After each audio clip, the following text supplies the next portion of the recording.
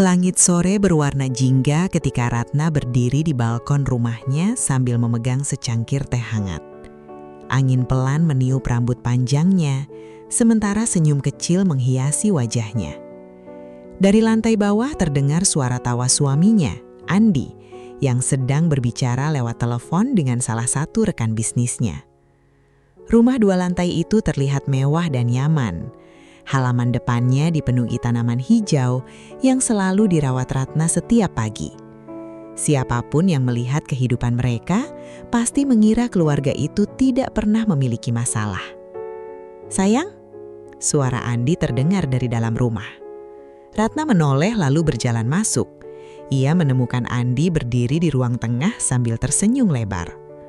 "Ada kabar bagus," kata Andi antusias. Ratna tertawa kecil. "Lagi-lagi kabar bagus. Memangnya kali ini apa?" Andi mendekat lalu menunjukkan layar ponselnya. "Kontrak kerjasama yang di Surabaya akhirnya disetujui. Kalau semuanya lancar, perusahaan kita bisa buka cabang baru tahun depan." Mata Ratna langsung berbinar bangga. "Serius?" Andi mengangguk penuh percaya diri. Ratna tanpa sadar memeluk suaminya erat. "Aku bangga sama kamu, Mas." Andi tersenyum sambil mengusap kepala istrinya. "Bukan cuma aku, semua ini juga karena kamu selalu ada buat aku." Ratna tersenyum haru. Selama 5 tahun menikah, ia selalu mendukung Andi dari nol. Saat bisnis suaminya belum menghasilkan apa-apa, Ratna rela membantu mencatat keuangan, membungkus barang pesanan, bahkan ikut mengantar barang ketika mereka belum mampu menggaji pegawai. Kini semua kerja keras itu mulai membuahkan hasil. Perusahaan Andi berkembang cepat. Mereka memiliki rumah bagus, mobil, dan kehidupan yang jauh lebih nyaman dibanding beberapa tahun lalu. Malam itu mereka makan bersama di meja makan besar yang dihiasi lampu gantung mewah. Ratna memasakkan makanan kesukaan Andi seperti biasanya. "Aku masih nggak percaya kita bisa sampai di titik ini," kata Ratna pelan.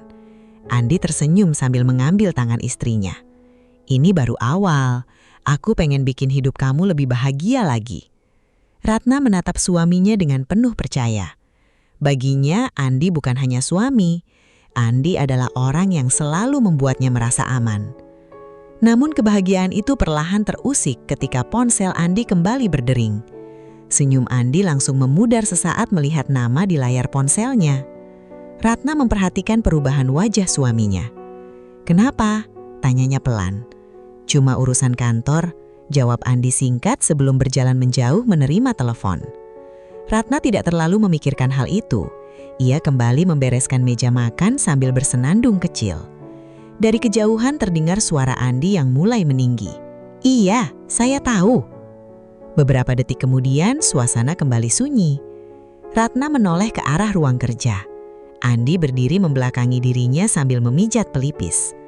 Untuk pertama kalinya Ratna melihat wajah lelah yang selama ini disembunyikan suaminya. Namun ketika Andi kembali ke ruang makan, pria itu langsung tersenyum seolah tidak terjadi apa-apa. "Kamu capek?" tanya Ratna hati-hati. Andi menggeleng cepat. "Enggak, aku cuma banyak pikiran soal proyek baru." Ratna mengangguk pelan. Ia percaya pada suaminya sepenuhnya. Malam semakin larut. Hujan tipis mulai turun di luar rumah. Ratna sedang melipat pakaian ketika Andi tiba-tiba duduk di sampingnya. "Besok malam kita makan di rumah Mama," kata Andi. Ratna berhenti melipat pakaian. "Rumah Mama?" Andi mengangguk penuh percaya diri. "Mama pengen kumpul keluarga." Ratna tersenyum kecil, meski ada rasa gugup di hatinya. Hubungannya dengan ibu mertuanya memang tidak pernah benar-benar hangat. Ibu Andi sering bersikap dingin dan terlalu menjaga gengsi keluarga. Namun Ratna selalu berusaha menjadi menantu yang baik. "Aku ikut aja," jawab Ratna lembut. Keesokan malamnya mereka datang ke rumah keluarga Andi yang jauh lebih besar dan megah dibanding rumah mereka. Lampu kristal menghiasi ruang tamu besar itu. Aroma parfum mahal memenuhi udara. Ibu Andi duduk anggun di sofa sambil memandang Ratna dari atas hingga bawah. "Kalian akhirnya datang juga," ucapnya datar. Ratna senyum sopan. "Maaf terlambat sedikit, Bu." Belum sempat duduk, adik Andi, Nisa, muncul sambil membawa minuman. Kak Ratna sekarang makin sibuk juga ya. Susah banget diajak kumpul keluarga. Nada suaranya terdengar manis tetapi terasa menyindir. Ratna hanya tersenyum kecil. Andi mencoba mencairkan suasana dengan bercerita tentang perkembangan bisnisnya. Semua orang terlihat kagum mendengar pencapaian Andi. Namun di tengah obrolan, Ibu Andi tiba-tiba berkata, "Bisnis itu bagus kalau stabil, jangan terlalu cepat merasa aman." Suasana mendadak hening. Andi tersenyum tipis. "Doakan saja lancar, Mah." Ibu Andi mengangguk pelan sambil menyeruput teh. "Mama cuma gak mau kamu jatuh karena terlalu percaya sama orang." Kalimat itu sederhana, tetapi entah kenapa membuat Ratna merasa tidak nyaman. Malam itu selesai tanpa pertengkaran. Tetapi saat perjalanan pulang, Ratna memperhatikan Andi jauh lebih diam dari biasanya. "Kamu kepikiran ucapan Mama?" tanya Ratna hati-hati. Andi tersenyum kecil. "Biasa, Mama memang begitu." Ratna mengangguk pelan. Mobil terus melaju di tengah jalanan malam yang basah oleh hujan. Ratna memandangi lampu kota dari balik jendela sambil tersenyum kecil. Ia masih percaya kehidupan mereka akan terus baik-baik saja. Ia tidak tahu bahwa malam itu adalah awal perubahan besar yang perlahan akan menghancurkan semua kebahagiaan dalam rumah tangga mereka. Ia tidak tahu bahwa malam itu adalah awal dari perubahan besar yang perlahan akan menghancurkan semua kebahagiaan dalam rumah tangga mereka. Sejak malam makan malam di rumah mertua itu, Ratna mulai menyadari sesuatu yang berbeda dari Andi. Suaminya masih tersenyum, masih berangkat kerja seperti biasa, masih berusaha terlihat tenang. Namun ada sesuatu dalam sorot matanya yang berubah. Andi mulai sering pulang larut malam. Kadang bahkan saat Ratna sudah tertidur, pria itu baru masuk kamar dengan langkah pelan dan wajah kelelahan. Awalnya Ratna mencoba berpikir positif. Mungkin Andi memang sedang sibuk mengurus proyek besar perusahaan. Namun semakin hari, suasana di rumah mereka terasa semakin asing. Suatu pagi, Ratna sedang menyiapkan sarapan ketika ia melihat Andi duduk termenung di meja makan sambil menatap layar laptop. "Kamu belum tidur dari tadi malam?" tanya Ratna khawatir. Andi buru-buru menutup laptopnya. "Tidur kok." Ratna mengerutkan kening pelan. "Matamu merah." Andi tersenyum tipis. "Cuma banyak kerjaan." Ratna duduk di samping suaminya lalu menyentuh tangannya lembut. "Kalau ada masalah, cerita sama aku ya." Beberapa detik Andi terdiam, seolah ingin mengatakan sesuatu. Namun akhirnya ia hanya mengangguk kecil. "Nanti juga selesai sendiri." Ratna mencoba percaya. Tetapi siang itu, saat ia hendak membersihkan ruang kerja Andi, tanpa sengaja matanya tertuju pada beberapa map berserakan di meja. Tulisan besar berwarna merah terlihat jelas di salah satu dokumen. "Tagihan jatuh tempo." Jantung Ratna berdegup pelan. Ia membuka satu lembar kertas dengan hati-hati. Angka-angka besar memenuhi halaman itu. Belum sempat membaca lebih jauh, suara Andi tiba-tiba terdengar dari belakang. "Ratna?" Ratna langsung menoleh kaget. Andi berjalan cepat lalu mengambil dokumen itu dari tangan istrinya. "Aku cuma mau rapikan meja," ucap Ratna pelan. Andi menarik napas panjang sebelum memaksakan senyum. "Maaf, aku lagi sensitif." Ratna memandang suaminya penuh cemas. "Bisnis kamu benar-benar baik-baik saja." Andi diam beberapa saat, lalu akhirnya duduk lemas di kursi kerja. Untuk pertama kalinya, Ratna melihat Andi kehilangan rasa percaya dirinya. "Beberapa klien belum bayar proyek," ucap Andi lirih. Ratna langsung duduk di depannya. "Cuma itu?" Andi menggeling pelan. "Ada investor yang tiba-tiba menarik dana." Ratna terdiam. Ia memang tidak terlalu memahami dunia bisnis, tetapi dari wajah Andi, ia tahu masalah ini jauh lebih besar daripada yang dibayangkan. "Kenapa nggak cerita dari awal?" tanya Ratna lembut. Andi menunduk. "Aku nggak mau kamu ikut kepikiran." Ratna menggenggam tangan suaminya erat. "Kita ini pasangan. Kalau kamu jatuh, aku juga ikut jatuh." Kalimat itu membuat Andi menatap istrinya lama. Ada rasa haru di matanya. Namun bersamaan dengan itu, ada ketakutan besar yang belum pernah Ratna lihat sebelumnya. Hari-hari berikutnya mulai berubah. Telepon Andi semakin sering berbunyi. Nada bicaranya dengan rekan bisnis mulai terdengar tegang. Beberapa kali, Ratna mendengar suaminya memohon tambahan waktu pembayaran. Bahkan suatu malam, Andi duduk sendirian di ruang tamu dalam keadaan lampu mati. Ratna menghampirinya perlahan. "Kamu belum tidur?" Andi mengusap wajahnya kasar. "Aku capek, Ratna." Suara itu terdengar begitu rapuh. Ratna duduk di sampingnya. "Kita masih punya rumah, masih punya tabungan, semua pasti bisa dilewati."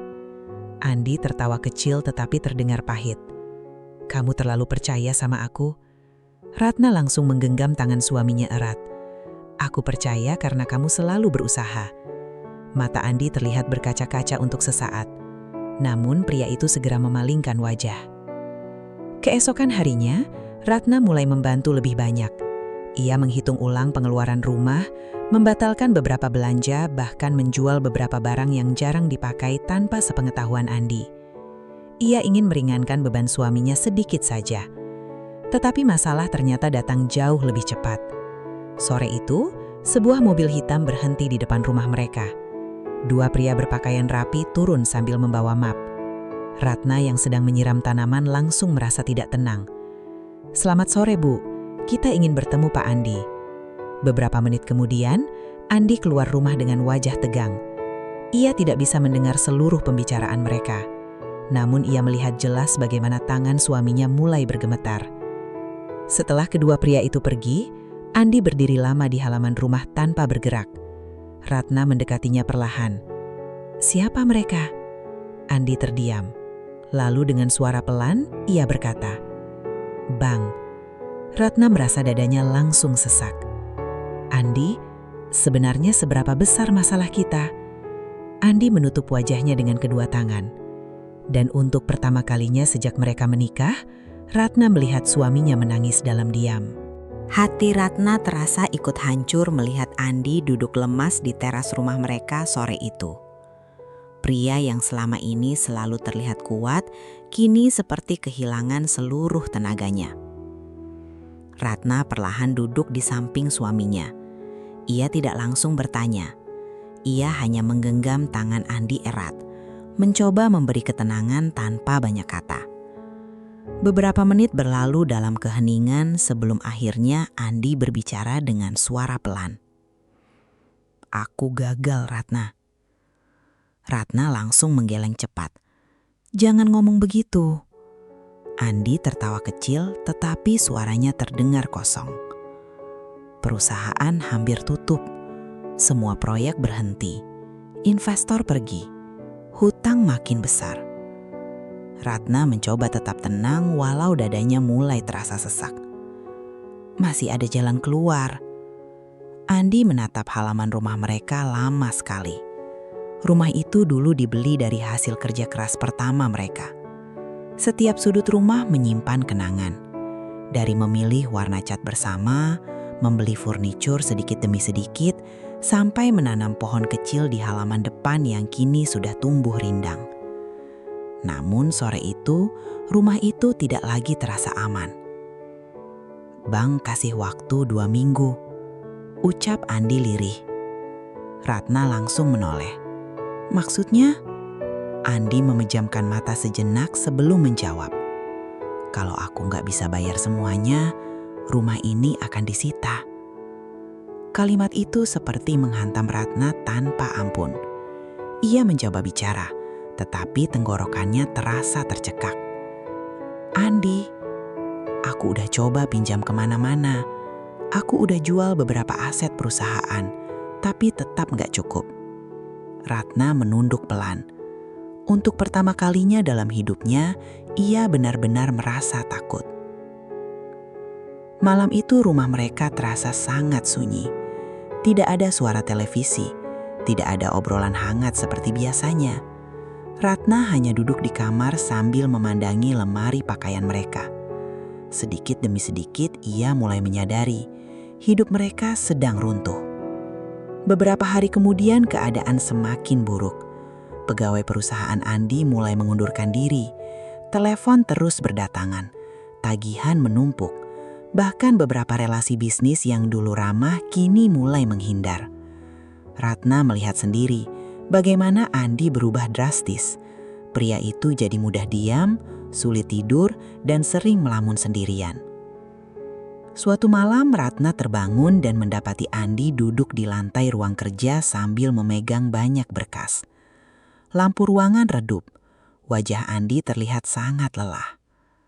"Kamu belum tidur?" tanya Ratna pelan. Andi tidak langsung menjawab. Beberapa detik kemudian ia berkata, "Aku nggak tahu harus gimana lagi." Ratna berjalan mendekat lalu duduk di sampingnya. "Kita hadapi sama-sama." Andi menatap istrinya dengan mata merah karena kurang tidur. "Aku takut bikin kamu menderita." Ratna tersenyum kecil, walau matanya mulai berkaca-kaca. "Aku nikah sama kamu bukan cuma buat hidup enak." Andi langsung memeluk Ratna erat. Malam itu mereka menangis bersama dalam diam. Namun kenyataan tetap tidak berubah. 2 minggu berlalu begitu cepat. Dan pagi itu akhirnya datang. Pagi yang paling ditakuti Ratna. Beberapa orang dari bank datang ke rumah mereka membawa dokumen resmi. Ratna berdiri terpaku di ruang tamu ketika Andi menandatangani surat penyitaan rumah. Tangannya gemetar, sementara Ratna hanya bisa menahan air mata agar tidak jatuh. Setelah semua selesai, rumah yang selama ini mereka banggakan tidak lagi menjadi milik mereka. Ratna berjalan perlahan ke kamar. Ia melihat koper besar sudah tergeletak di lantai. Andi mulai memasukkan pakaian dengan wajah kosong. "Kita mau kemana?" tanya Ratna lirih. Andi terdiam cukup lama sebelum menjawab. "Ke rumah Mama." Ratna langsung menunduk. Dadanya terasa semakin berat. Ia tahu ibu mertuanya tidak pernah benar-benar menyukainya, namun mereka memang sudah tidak punya pilihan lain. Sore harinya mobil mereka berhenti di depan rumah besar keluarga Andi. Rumah megah itu tetap terlihat mewah seperti biasa. Tetapi kali ini Ratna datang bukan sebagai tamu. Ia datang sebagai seseorang yang kehilangan segalanya.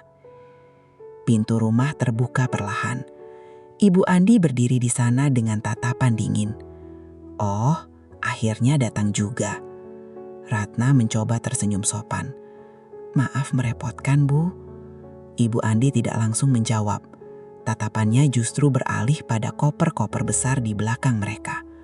Lalu dengan nada datar ia berkata, "Kalian boleh tinggal di sini, tapi ingat, rumah ini punya aturan."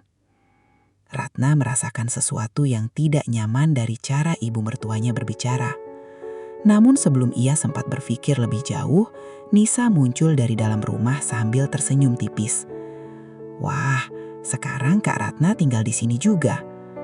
Nada suaranya terdengar manis, tetapi entah kenapa membuat Ratna merasa seperti sedang dipandang rendah. Andi yang berdiri di samping Ratna hanya diam. Pria itu terlihat terlalu terlelah untuk membela apapun. Malam pertama di rumah mertua terasa begitu asing. Ratna duduk di kamar kecil yang diberikan untuk mereka. Tidak ada balkon, tidak ada suasana hangat seperti rumah lama mereka. Yang ada hanya rasa sesak yang terus menghimpit dadanya. Andi duduk di tepi ranjang sambil menunduk.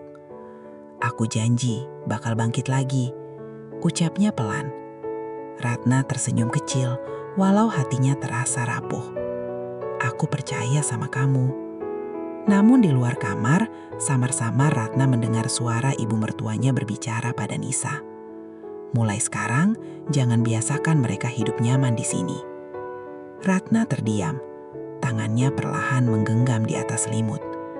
Dan malam itu, ia mulai menyadari bahwa penderitaannya baru saja dimulai. Pagi pertama di rumah mertua datang dengan suasana yang sama sekali berbeda dari rumah yang pernah ia tinggali bersama Andi. Ratna terbangun lebih awal dari biasanya, bukan karena alarm, tapi karena suara langkah kaki di luar kamar dan bunyi perabot yang mulai bergerak dari dapur. Ia duduk perlahan di tepi ranjang kecil itu, menatap sekeliling ruangan yang terasa sempit dan dingin. Di sampingnya, Andi masih tertidur lelap dengan wajah yang terlihat sangat lelah. Ratna tidak ingin membangunkannya.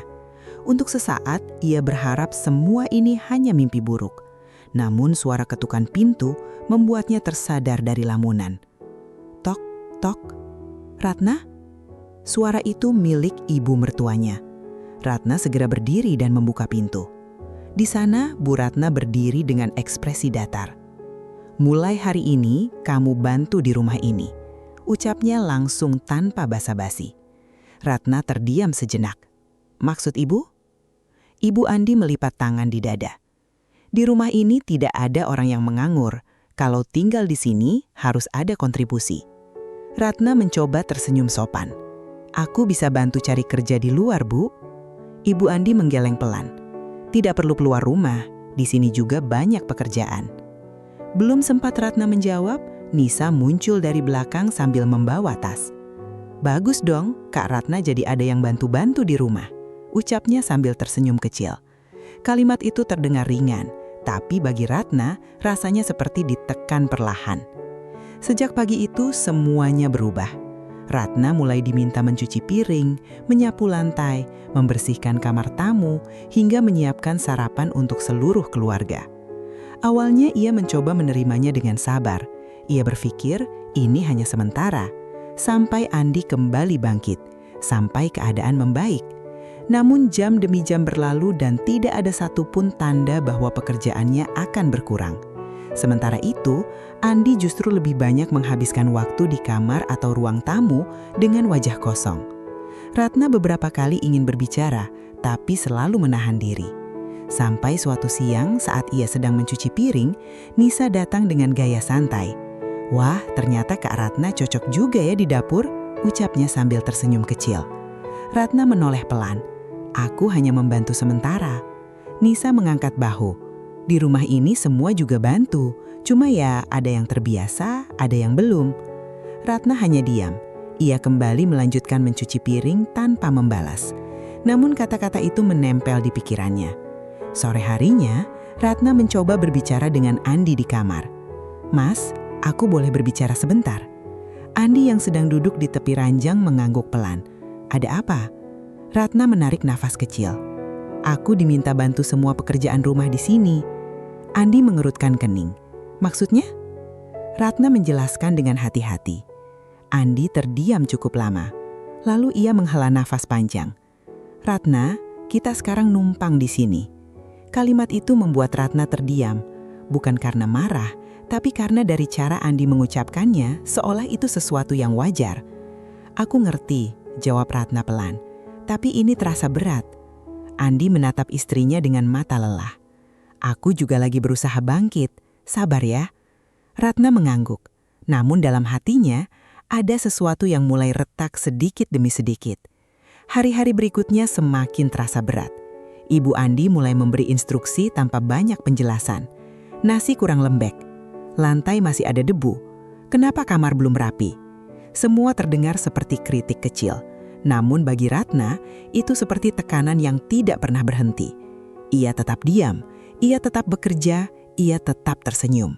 Sampai suatu sore, ketika ia sedang mengangkat cucian, Nisa dengan santai berkata di depan beberapa tamu keluarga, "Sekarang Kak Ratna memang lagi bantu-bantu di rumah, jadi lumayan hemat ART." Suasana seketika hening. Ratna berhenti bergerak. Tamu-tamu itu hanya tersenyum canggung. Andi yang duduk di ruang tamu juga mendengar, namun ia hanya menunduk, tidak berkata apapun. Ratna menatap suaminya lama, menunggu, namun tidak ada pembelaan, tidak ada penjelasan, hanya diam. Malam itu, Ratna duduk sendirian di dapur setelah semua orang tidur. Tangannya masih basah karena mencuci piring. Ia menatap kosong ke arah lantai. Pertama kalinya ia bertanya pada dirinya sendiri dengan suara sangat pelan. Apakah aku masih istri atau hanya orang yang kebetulan tinggal di sini? Di luar jendela, angin malam berhembus pelan.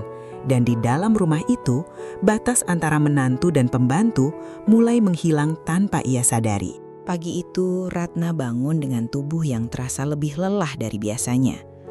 Bukan karena kurang tidur saja, tetapi karena pikirannya tidak pernah benar-benar istirahat. Ia duduk di tepi ranjang, memandangi Andi yang masih tertidur. Wajah suaminya terlihat damai untuk sesaat, seolah tidak sedang memikul beban sebesar itu. Ratna ingin membangunkannya dengan lembut. Namun sebelum ia sempat bergerak, suara dari luar kamar sudah lebih dulu memecah kesunyian. "Ratna, dapur belum beres." Suara itu milik ibu mertuanya. Ratna segera berdiri. "Iya Bu, sebentar lagi selesai." Ia menarik napas panjang, lalu keluar kamar tanpa membangunkan Andi. Di dapur, pekerjaan sudah menumpuk sejak pagi. Piring semalam belum sepenuhnya rapi, dan bahan makanan untuk sarapan sudah menunggu untuk diolah. Ratna mulai bekerja tanpa banyak bicara. Tangan-tangannya bergerak cepat, meski pikirannya terasa berat. Tidak lama kemudian, Nisa muncul sambil membawa ponsel. "Kak Ratna, tolong buatkan teh ya, tamu mama mau datang nanti." Ratna mengangguk. "Baik." Nisa berdiri bersandar di pintu dapur sambil melihat Ratna bekerja. "Dulu Kak Ratna kan hidup enak ya, sekarang jadi rajin banget di dapur," ucapnya sambil tersenyum tipis. Ratna berhenti sejenak. Tangannya memegang sendok dengan lebih erat, namun ia tidak menjawab. Ia hanya melanjutkan pekerjaannya. Beberapa menit kemudian, suara tawa terdengar di ruang tamu. Ada tamu keluarga yang datang. Ratna segera mengantarkan minuman seperti yang diminta. Saat ia masuk ke ruang tamu, beberapa orang langsung menatapnya. Ibu mertuanya tersenyum sopan kepada tamu, lalu berkata dengan nada ringan, "Ini menantu saya, sekarang membantu di rumah karena sedang masa sulit." Ratna berdiri di sana dengan nampan di tangannya. Kalimat itu terdengar sederhana, namun bagi Ratna ada sesuatu yang menusuk pelan di dalam dadanya. Ia hanya tersenyum kecil dan menunduk sopan. "Silahkan minumnya," ucapnya pelan. Tamu-tamu itu mengangguk dan tersenyum balik. Namun Ratna merasa bukan sedang diperkenalkan sebagai keluarga, melainkan sebagai seseorang yang bekerja di rumah itu. Setelah kembali ke dapur, Ratna menutup matanya sejenak. Ia menarik napas panjang. "Aku harus kuat," bisiknya pelan pada dirinya sendiri. Siang harinya akhirnya Andi keluar kamar. Wajahnya masih terlihat lelah. "Ratna, kamu sudah makan?" tanya Andi pelan. Ratna tersenyum kecil. "Belum, lagi banyak kerjaan." Andi mengangguk. "Aku nanti bantu kamu." Ratna menatap suaminya lama. Untuk sesaat, hatinya sedikit hangat. Setidaknya Andi masih peduli. Namun kata nanti itu tidak pernah benar-benar datang. Andi kembali duduk di ruang tamu bersama ayahnya, lebih banyak diam dan memandangi lantai. Sementara Ratna kembali ke dapur. Sore itu sebuah kejadian kecil membuat segalanya semakin terasa berat. Ratna sedang membersihkan ruang tamu ketika Nisa menjatuhkan beberapa remah makanan di sofa. "Ups, kotor lagi ya," ucap Nisa santai sambil tersenyum tipis. Ratna menatapnya. Namun sebelum ia sempat berkata apa-apa, ibu mertuanya muncul. "Ratna, tolong bersihkan itu juga sekalian." Ratna mengangguk pelan. "Iya, Bu." Ia membersihkan sofa itu dengan tangan yang sedikit gemetar. Di dalam dirinya sesuatu mulai terasa berbeda. Bukan sekedar lelah, tapi seperti ada bagian dirinya yang perlahan mulai diabaikan. Malam harinya, Ratna akhirnya duduk sendiri di kamar kecil mereka. Andi sudah tertidur lebih dulu. Lampu kamar redup, Ratna menatap tangannya yang mulai kasar karena pekerjaan rumah. Ia terdiam lama, lalu pelan-pelan ia berkata, "Kalau aku terus seperti ini, sampai kapan aku dianggap bagian dari keluarga ini?" Air matanya jatuh tanpa suara. Bukan karena ia ingin menyerah, tapi karena ia mulai merasa dirinya tidak lagi dilihat sebagai seorang istri. Di luar kamar, suara langkah kaki ibu mertuanya terdengar melewati lorong. Dan malam itu, Ratna mulai menyadari satu hal yang lebih menyakitkan dari semuanya. Bahwa di rumah ini, keberadaannya tidak lagi dianggap sebagai tamu, tetapi juga belum benar-benar dianggap sebagai keluarga. Kalimat itu terus terngiang di kepala Ratna bahkan ketika pagi sudah datang. Ia duduk di dapur sambil memandangi secangkir teh yang sudah dingin. Tangannya berhenti di udara, seolah pikirannya tidak benar-benar hadir di tempat itu. Suara aktivitas rumah mulai ramai seperti biasa. Ibu mertua sudah memberi daftar pekerjaan hari itu. Nisa sibuk dengan ponselnya. Dan Andi masih belum terlihat keluar kamar. Ratna menarik napas panjang. Namun untuk pertama kalinya, ada sesuatu yang berbeda di dalam dirinya. Bukan hanya rasa lelah, tapi sebuah kesadaran bahwa jika ia terus diam, hidupnya akan terus seperti ini tanpa perubahan.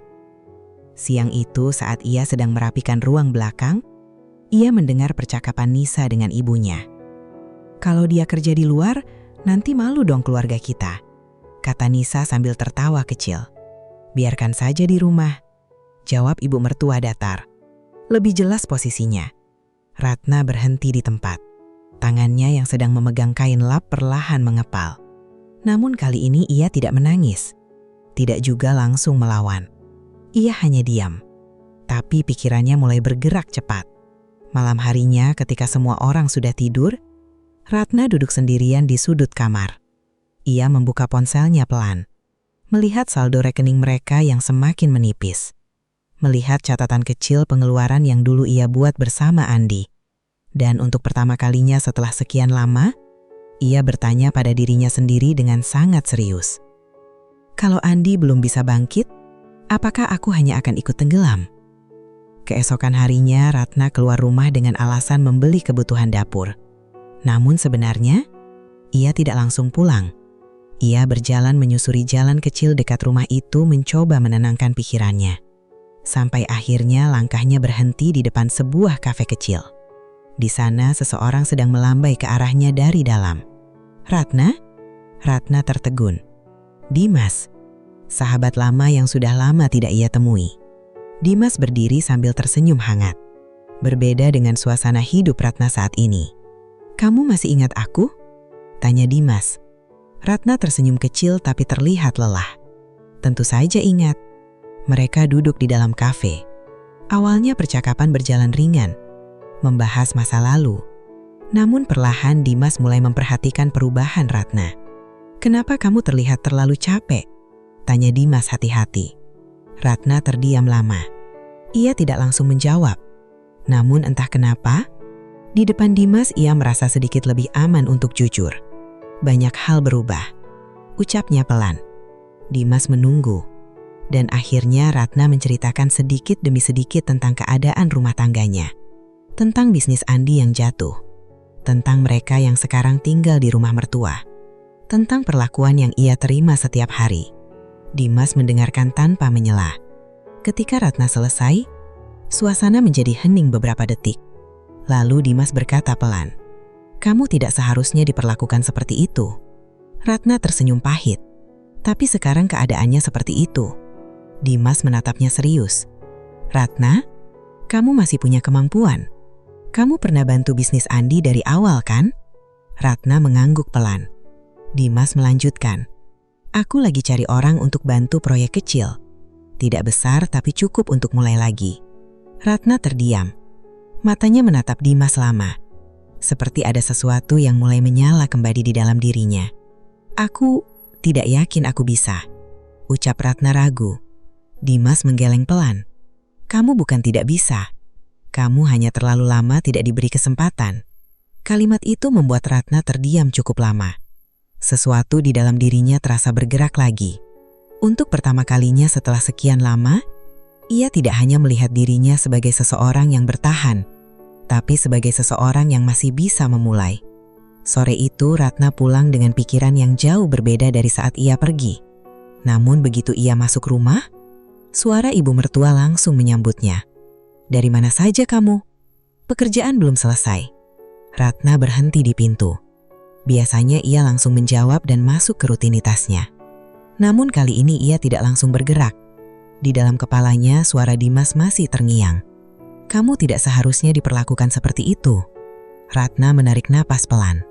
Lalu menjawab dengan suara yang lebih tenang dari biasanya. "Saya tadi membeli kebutuhan dapur, Bu." Ibu mertuanya menatapnya sejenak. Namun Ratna tidak menunduk seperti biasanya. Ia tetap berdiri. Tatapannya tidak menantang, tapi juga tidak lagi sepenuhnya tunduk. Dan untuk pertama kalinya di rumah itu, Ratna mulai mengambil kembali sedikit bagian dari dirinya yang selama ini hilang. Namun perubahan kecil itu tidak berlangsung tanpa disadari. Ibu mertuanya menatap Ratna cukup lama di depan pintu. Tatapan itu bukan sekedar heran, tapi seperti sedang menilai sesuatu yang tidak biasa. Kebutuhan dapur, ulangnya pelan. Ratna mengangguk. Iya Bu, ada beberapa bahan yang habis. Ibu mertuanya tidak langsung menjawab, lalu hanya berkata singkat, pastikan pekerjaan di rumah jangan sampai tertunda ya. Ratna mengangguk pelan, namun kali ini ia tidak berlari kecil seperti biasanya. Ia berjalan masuk dengan langkah yang lebih tenang. Di dalam dadanya, sesuatu terasa berbeda. Seolah untuk pertama kalinya, ia tidak hanya sedang menjalani hari, tapi mulai memutuskan arah. Malam itu Ratna kembali bertemu Dimas. Bukan di rumah, bukan secara kebetulan, tapi karena ia sengaja datang. Dimas sudah menunggu di kafe yang sama. "Kamu benar-benar datang?" ucap Dimas dengan sedikit terkejut. Ratna menyenyum kecil. "Aku mau coba." Dimas mengangguk pelan, lalu mendorong sebuah map kecil ke arah Ratna. "Ini proyeknya. Tidak besar tapi butuh orang yang teliti dan bisa dipercaya." Ratna membuka map itu perlahan. Matanya membaca pelan setiap detail. Untuk pertama kalinya setelah sekian lama, ia merasa otaknya bekerja bukan untuk bertahan, tapi untuk membangun sesuatu. "Aku bisa mulai dari sini," ucap Ratna pelan. Dimas tersenyum. "Aku yakin kamu bisa." Hari-hari berikutnya, Ratna mulai menjalani dua kehidupan sekaligus. Di rumah mertua, ia tetap menjadi sosok yang membersihkan, memasak, dan melayani tanpa banyak bicara. Tapi di balik itu, diam-diam ia mulai bekerja bersama Dimas, mengatur data, membantu rencana proyek kecil, menyusun ide-ide sederhana yang ternyata membuat Dimas semakin yakin padanya. Namun perubahan ini tidak luput dari perhatian. Suatu sore, Nisa melihat Ratna sedang sibuk dengan ponselnya di sudut dapur. "Sejak kapan Kak Ratna jadi sibuk terus ya?" ucap Nisa sambil melirik curiga. Ratna segera menyimpan ponselnya. "Hanya urusan kecil," jawabnya tenang. Nisa tersenyum tipis. "Jangan sampai nanti malah bikin masalah baru di rumah ini." Kalimat itu terdengar ringan, tapi Ratna mulai memahami satu hal. Di rumah ini, apapun yang ia lakukan di luar peran yang ditentukan akan selalu dianggap sebagai masalah. Malamnya, Andi melihat Ratna masih bekerja dengan ponsel di tangan. "Dari tadi kamu sibuk apa?" tanya Andi pelan. Ratna terdiam sebentar, lalu menjawab hati-hati, "Aku bantu Dimas dengan pekerjaan kecil." Andi mengerutkan kening. "Dimas?" Ratna mengangguk. Andi terdiam cukup lama, lalu berkata dengan suara rendah, "Kamu seharusnya fokus bantu rumah dulu, kita masih numpang di sini." Kalimat itu membuat Ratna berhenti bergerak. Ia menatap suaminya lama, bukan marah, bukan juga sedih yang meledak, tapi seperti ada jarak yang tiba-tiba terbentuk di antara mereka. "Aku juga ingin kita bisa bangkit lagi," jawab Ratna pelan. Andi menghela napas. "Aku juga sedang berusaha." Namun cara Andi mengucapkannya terdengar seperti seseorang yang masih berada di titik yang sama, tanpa benar-benar bergerak maju. Beberapa hari kemudian, masalah baru muncul. Ibu mertua mulai memperhatikan perubahan Ratna. "Kenapa kamu sering keluar rumah?" tanyanya tajam suatu pagi. Ratna menenangkan diri. "Aku hanya beli kebutuhan dan urusan sebentar, Bu." Namun Nisa menyela dari belakang. "Sebentar tapi sering ya, Kak?" Ratna tidak menjawab. Namun tekanan di rumah itu mulai terasa semakin jelas. Sampai suatu malam, ketika Ratna pulang sedikit terlambat dari pertemuan dengan Dimas, ia mendapati ibu mertuanya sudah menunggu di ruang tamu. Andi duduk di samping ibunya. Wajahnya terlihat lelah, tapi juga bingung. "Duduk," ucap ibu mertuanya datar. Ratna berhenti di tempat, lalu perlahan duduk di hadapan mereka. Ibu mertuanya langsung berbicara tanpa basa-basi. "Aku dengar kamu sekarang punya kegiatan sendiri di luar rumah." Ratna menatap Andi sekalis. Andi tidak menatapnya balik. Ratna kembali fokus pada ibu mertuanya. "Iya, Bu, aku membantu pekerjaan kecil." Ibu mertuanya tersenyum tipis. "Di rumah ini, kamu masih punya tanggung jawab utama." Ratna menarik napas pelan. "Aku tidak mengabaikan itu, Bu." Nisa yang duduk di sudut ruangan ikut berkata, "Takutnya nanti malah lagi sibuk di luar daripada di rumah." Suasana menjadi hening. Andi akhirnya berkata pelan, "Ratna, mungkin kamu bisa kurangi kegiatan di luar dulu." Kalimat itu jatuh begitu saja. Namun bagi Ratna, itu terasa lebih berat dari semua pekerjaan rumah yang ia lakukan setiap hari. Ia menatap Andi lama, menunggu sesuatu, pembelaan kecil, atau setidaknya pemahaman. Namun yang ia temukan hanyalah kebingungan di wajah suaminya. Ratna perlahan menunduk. "Baik," ucapnya pelan. Namun di dalam hatinya, keputusan lain mulai terbentuk. Sesuatu yang tidak lagi bergantung pada izin siapapun. Dan malam itu, untuk pertama kalinya, Ratna mulai menyadari bahwa jika ia ingin bertahan sebagai dirinya sendiri, ia harus siap menghadapi penolakan dari orang-orang yang selama ini ia anggap sebagai keluarga. Sejak malam itu, suasana di rumah berubah menjadi lebih dingin. Bukan karena suara yang lebih keras, justru karena banyak hal yang tidak lagi diucapkan. Ratna tetap bangun pagi seperti biasa, tetap memasak, tetap membersihkan rumah. Namun ada sesuatu yang berbeda dari caranya bergerak. Ia tidak lagi terburu-buru untuk menyenangkan semua orang. Ia mulai menyisakan ruang kecil untuk dirinya sendiri. Dan ruang itu mulai mengganggu orang lain. Suatu pagi, Nisa melihat Ratna sedang menulis sesuatu di ponselnya. "Masih sibuk juga ya?" ucap Nisa sambil mengamati. Ratna menutup layar ponselnya dengan tenang. "Ada pekerjaan sebentar." Nisa tersenyum tipis. "Semoga jangan sampai lupa sama rumah ini." Ratna tidak membalas. Ia hanya melanjutkan aktivitasnya. Namun tekanan itu tidak berhenti di sana. Sore harinya, ibu mertua memanggil Ratna ke ruang tamu. Kali ini Andi juga sudah duduk di sana. Wajahnya terlihat lebih serius dari biasanya. "Duduk," ucap ibu mertua singkat. Ratna duduk perlahan. Suasana terasa berat sejak awal. Ibu mertua langsung berbicara. "Aku tidak suka kamu sering keluar rumah tanpa jelas." Ratna menjawab pelan. "Aku hanya membantu pekerjaan." Ibu mertua menghela nafas. "Di rumah ini nama keluarga tetap yang utama." Ratna menatapnya. Namun sebelum ia menjawab, Andi ikut berbicara. "Ratna, mungkin kamu bisa berhenti dulu bekerja di luar."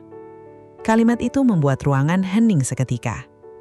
Ratna menatap Andi lama. "Aku tidak meninggalkan tanggung jawab di rumah," ucapnya pelan. Andi mengusap wajahnya. "Aku tahu, tapi kita sedang sulit. Kita butuh fokus bertahan dulu." Ratna mengangguk kecil. Namun kali ini, anggukan itu tidak lagi berarti setuju. Hanya berarti aku mendengar. Malam itu Ratna bertemu Dimas lebih terlambat dari biasanya.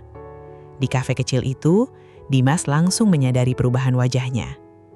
"Kamu terlihat lebih capek," ucap Dimas tersenyum kecil. Rumah mulai lebih rumit. Dimas menatapnya serius. "Masih mau lanjut?" Ratna terdiam lama. Tangannya menggenggam cangkir kopi perlahan. "Aku tidak ingin hidupku berhenti di sini." Dimas mengangguk pelan.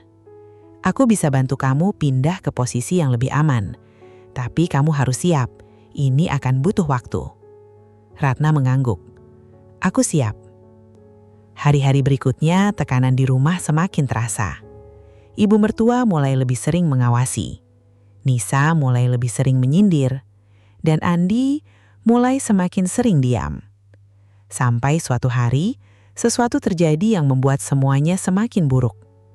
Ratna sedang membantu di dapur ketika Nisa masuk dengan wajah panik. "Bu, ada orang cari Kak Ratna di luar." Ratna berhenti sejenak. "Siapa?" Nisa menjawab cepat. "Orang kantor." Jantung Ratna langsung berdegup. Ia keluar dengan hati-hati. Di depan rumah, seorang pria dari tim kecil yang ia bantu bersama Dimas sedang berdiri. Namun belum sempat ia berbicara lama, ibu mertua sudah muncul di belakangnya. "Ada apa ini?" tanyanya tajam. Pria itu menjawab sopan. "Kami mencari Ratna untuk urusan pekerjaan." Suasana langsung berubah tegang. Ibu mertua menatap Ratna dengan dingin. "Jadi benar, kamu bekerja di luar tanpa izin rumah ini."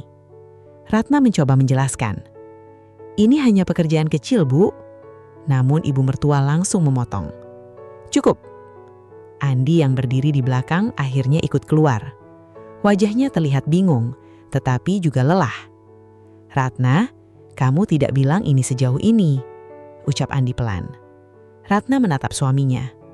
"Aku tidak menyembunyikan, aku hanya mencoba bertahan." Andi menggeleng pelan. "Aku juga sedang berusaha bertahan." Ratna tersenyum pahit. "Tapi kita bertahan di tempat yang sama, tanpa bergerak maju." Andi terdiam, tidak ada jawaban. Beberapa hari setelah itu, proyek kecil yang Ratna bantu bersama Dimas mengalami masalah. Sebuah kesalahpahaman kecil membuat kerjasama itu dihentikan sementara. Dimas mencoba menghubungi Ratna, tapi aksesnya terbatas. Dan di saat yang sama, tekanan di rumah semakin tidak tertahankan. Tabungan mereka semakin menipis, Andi semakin terdiam, dan ibu mertua semakin sering mengingatkan bahwa mereka menumpang. Suatu malam, Ratna duduk sendirian di dapur. Lampu sudah dipadamkan sebagian. Ia menatap meja kosong di depannya. Tidak ada pekerjaan, tidak ada pesan dari Dimas, tidak ada arah yang jelas, hanya kelelahan. Dan di dalam kepalanya, satu pikiran muncul perlahan. Kalau semua ini terus gagal, apa yang tersisa untuk aku pertahankan? Malam itu, untuk pertama kalinya, Ratna benar-benar merasa bahwa harapannya mulai runtuh satu persatu tanpa bisa ia hentikan lagi. Ratna duduk lama di dapur yang gelap. Hanya suara jam dinding yang terdengar pelan, seolah ikut menghitung sisa tenaganya. Tangannya masih memegang ponsel, tetapi tidak ada satupun pesan yang masuk.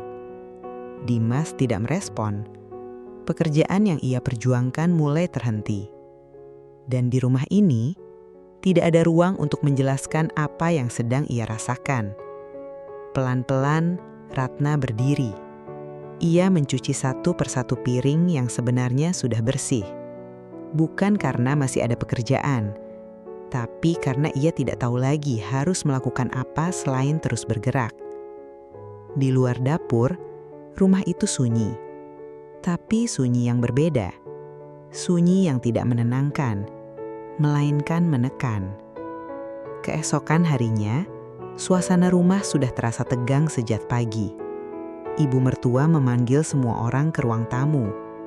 Ratna, Andi, dan Nisa duduk berhadapan. Wajah ibu mertua terlihat lebih serius dari biasanya. "Aku sudah berpikir," ucapnya pelan. Tidak ada yang langsung menjawab. Ibu mertua melanjutkan, "Keadaan rumah ini tidak bisa terus seperti ini." Ratna menatapnya dengan tenang, meski dadanya mulai tidak nyaman. Ibu mertua menatap Ratna lebih tajam. "Kalau kamu ingin tetap tinggal di sini, kamu harus benar-benar fokus pada rumah. Tidak ada lagi urusan di luar." Andi menunduk, tidak langsung membantah. Ratna mengalihkan pandangannya ke suaminya, menunggu. Namun Andi hanya menghela napas pelan.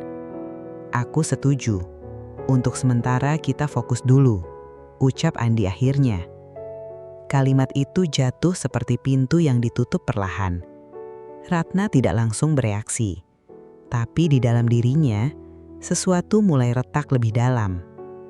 "Aku tidak mengabaikan rumah," ucap Ratna pelan. Ibu mertua langsung menjawab, "Tapi kamu juga membuat rumah ini tidak tenang." Nisa menambahkan dengan nada ringan, "Benar, Kak. Dari dulu kita juga sudah cukup repot." Ratna diam. Matanya bergerak dari satu wajah ke wajah lain. Tidak ada yang benar-benar melihatnya sebagai bagian yang setara. Yang ada hanya tuntutan dan batasan. Sore itu, Ratna keluar rumah dengan alasan membeli bahan dapur. Tapi kali ini langkahnya tidak menuju kafe seperti biasanya.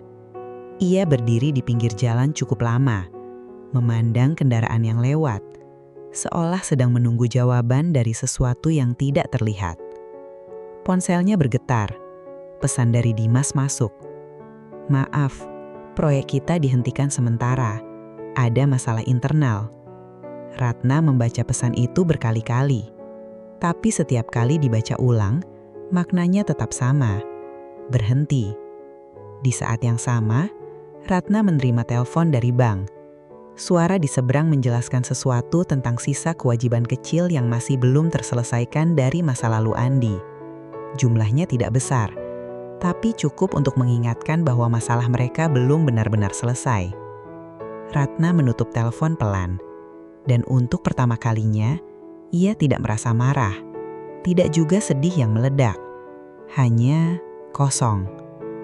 Malamnya, Ratna kembali ke rumah. Andi sedang duduk di ruang tamu, sendiri. "Dari mana?" tanya Andi pelan. "Sebentar beli bahan," jawab Ratna singkat. Andi mengangguk, lalu hening. Tidak ada percakapan lanjutan seperti dulu. Tidak ada pertanyaan lebih dalam. Ratna duduk di seberang suaminya. Beberapa detik kemudian ia bertanya pelan, "Mas, kalau semua ini tidak berubah, kita mau terus sampai kapan?" Andi terdiam lama. "Ratna, aku juga sedang berusaha. Tapi aku tidak melihat kita bergerak." Andi menatapnya, lalu menunduk. "Aku tidak tahu harus mulai dari mana lagi." Kalimat itu membuat Ratna diam. Bukan karena marah, tapi karena ia akhirnya menyadari sesuatu yang lebih berat. Andi tidak lagi punya arah yang jelas. Dan ia juga tidak lagi bisa bergantung pada arah itu. Malam semakin larut. Ibu mertua lewat di depan kamar mereka dan sempat melirik sekilas, tanpa berkata apapun. Tapi tatapan itu sudah cukup untuk mengingatkan posisi Ratna di rumah ini. Ratna duduk di ranjang kecilnya, menatap dinding, lalu ponselnya, lalu ke Andi yang sudah tertidur. Dan untuk pertama kalinya dalam waktu yang sangat lama, ia tidak lagi berpikir tentang bertahan bersama, tapi tentang sesuatu yang lebih berat. "Kalau aku tetap di sini, aku akan kehilangan diriku sendiri." Air matanya jatuh perlahan. Tidak ada suara, tidak ada isakan, hanya keputusan yang mulai terbentuk di dalam diam. Dan malam itu, Ratna akhirnya sampai pada satu titik paling sulit dalam hidupnya. Memilih antara tetap bertahan dalam rumah yang membuatnya perlahan menghilang, atau pergi meninggalkan semuanya demi dirinya sendiri. Ratna tidak langsung tidur malam itu. Ia duduk di tepi ranjang kecil mereka, menatap wajah Andi yang tertidur lelap. Wajah itu masih sama seperti dulu, tapi hidup yang mereka jalani sudah sangat berbeda. Di luar, rumah mertua itu sunyi, tapi di dalam kepala Ratna tidak ada ketenangan sama sekali. Semua suara terasa tumpang tindih. Ucapan Nisa, tatapan ibu mertua, diamnya Andi, dan semua hari-hari panjang yang membuatnya merasa kecil di rumah yang seharusnya menjadi tempat pulang. Pelan-pelan, Ratna berdiri. Ia berjalan ke sudut kamar, membuka koper yang selama ini hanya dipakai saat mereka pindah ke rumah ini. Tangannya bergerak ragu, namun setiap lipatan pakaian yang ia sentuh seperti mengingatkannya pada satu hal. Ia sudah terlalu lama bertahan tanpa benar-benar hidup. Pagi datang tanpa perubahan di rumah itu. Seperti biasa, ibu mertua sudah mulai mengatur aktivitas rumah. Nisa sibuk dengan ponsel. Andi masih berusaha mencari pekerjaan baru yang tidak kunjung datang. Ratna menyiapkan sarapan seperti biasa. Namun kali ini, ada sesuatu yang berbeda dari cara ia bergerak. Lebih tenang, lebih diam, lebih selesai. Andi memperhatikan sekilas. "Ratna, kamu kenapa dari tadi diam?" tanya Andi pelan. Ratna tersenyum kecil. "Aku cuma capek." Andi mengangguk, tanpa curiga lebih jauh. Ibu mertua duduk di meja makan. Seperti biasa, ia memberi komentar kecil tentang makanan, tentang rumah, tentang hal-hal yang dianggap kurang. Namun Ratna tidak lagi bereaksi seperti dulu. Ia hanya mendengarkan, lalu mengangguk. Selesai. Siang harinya, Dimas tiba-tiba mengirim pesan lagi. "Ratna, kalau kamu masih mau, peluang kerja baru terbuka, tapi harus cepat." Ratna membaca pesan itu lama. Tangannya sempat gemetar. Ini kesempatan terakhir yang nyata. Namun ia juga tahu, kalau ia mengambil ini, Tidak ada lagi jalan untuk kembali ke pola hidup lama. Sore itu, rumah sedang sibuk. Ibu mertua keluar bersama Nisa. Andi sedang mencari pekerjaan dari laptop pinjaman. Ratna berdiri di depan pintu kamar. Koper kecilnya sudah setengah terisi. Ia menatap sekeliling kamar, tempat yang tidak pernah benar-benar menjadi miliknya. Lalu ia menulis sesuatu di selembar kertas. Pelan, tidak panjang, hanya beberapa kalimat. Ketika malam mulai turun, Ratna keluar kamar. Langkahnya pelan, namun tidak ragu. Andi masih di ruang tamu, melihatnya sekilas. "Kemana?" tanya Andi. Ratna berhenti, menatap suaminya. Untuk pertama kalinya, tatapan itu tidak penuh harapan, tapi penuh ketenangan yang sangat dalam. "Aku keluar sebentar," jawab Ratna pelan. Andi mengangguk, tanpa curiga lebih jauh. Di arwar malam menyentuh wajahnya, dan untuk pertama kalinya dalam waktu yang sangat lama, Ratna menarik nafas tanpa rasa sesak di dadanya. Di kafe kecil tempat Dimas menunggu, Ratna akhirnya duduk. Dimas menatapnya. "Kamu datang." Ratna mengangguk pelan. "Aku sudah memutuskan." Dimas tidak bertanya lebih jauh, hanya menunggu. Ratna menatap meja sebentar, lalu berkata dengan suara yang tenang, "Aku mau mulai lagi, tapi bukan di tempat yang membuat aku hilang." Di rumah, beberapa jam kemudian, Andi mulai mencari Ratna. Panggilan tidak dijawab, kamar kosong, koper tidak ada. Hanya selembar kertas tertinggal di meja kecil. Andi membukanya dengan tangan gemetar. Tulisan Ratna sederhana, "Mas, aku sudah terlalu lama bertahan di tempat yang membuatku lupa diriku sendiri. Aku tidak pergi untuk meninggalkanmu dalam kebencian, tapi untuk menyelamatkan diriku agar tetap bisa hidup. Aku berharap suatu hari kita sama-sama bisa mengerti." Andi terdiam. Untuk pertama kalinya, ia tidak tahu harus berkata apa.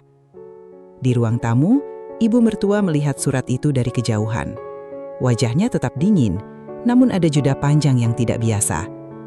Nisa hanya diam, tidak seperti biasanya yang penuh komentar. Di luar rumah, malam terasa lebih sunyi dari biasanya. Namun di tempat lain, Ratna duduk di depan laptop kecil bersama Dimas. Untuk pertama kalinya setelah sekian lama, ia membuka lembar baru dalam hidupnya. Bukan sebagai seseorang yang kehilangan segalanya, tapi sebagai seseorang yang akhirnya memilih dirinya sendiri. Dan malam itu bukan akhir dari hidupnya, melainkan awal dari dirinya yang baru.